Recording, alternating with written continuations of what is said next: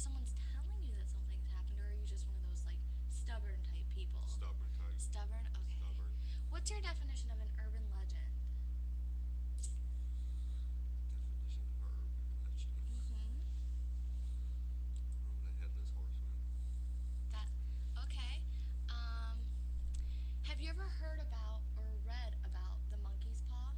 No. You haven't? Okay. Well, I'm about to read you an urban legend, okay? So Okay. just listen, sit tight. Alright. The truck driver's wife works in Boston on the docks where this little white dog comes around at noon and everyone feeds it a little something from their lunch. The wife went home and asked her husband if he would mind if she got a dog. She told him about the stray that everyone has been feeding. He said that he didn't think she wanted a dog, and she said it would be nice and she said it would be nice company since he was away from home a lot, so he agreed. She went to work the next day and the dog didn't show up, but the next day the dog was there. Everyone gave him something to eat, and she coaxed the dog into her car and brought him home.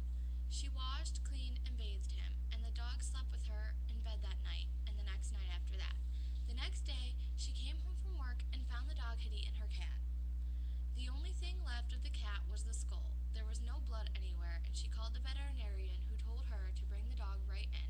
He couldn't do anything for the cat, but the bones from the cat could do injury to the dog. She brought the dog right in and was in the waiting room when the nurse asked her to step into the room immediately. When she got into the room, the vet asked her where she got the dog, and she told her it was a stray she found where she works near the docks in Boston.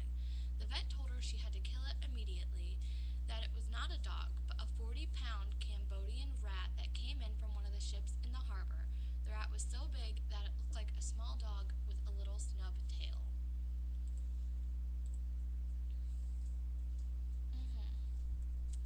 Now, what do you think the lesson to be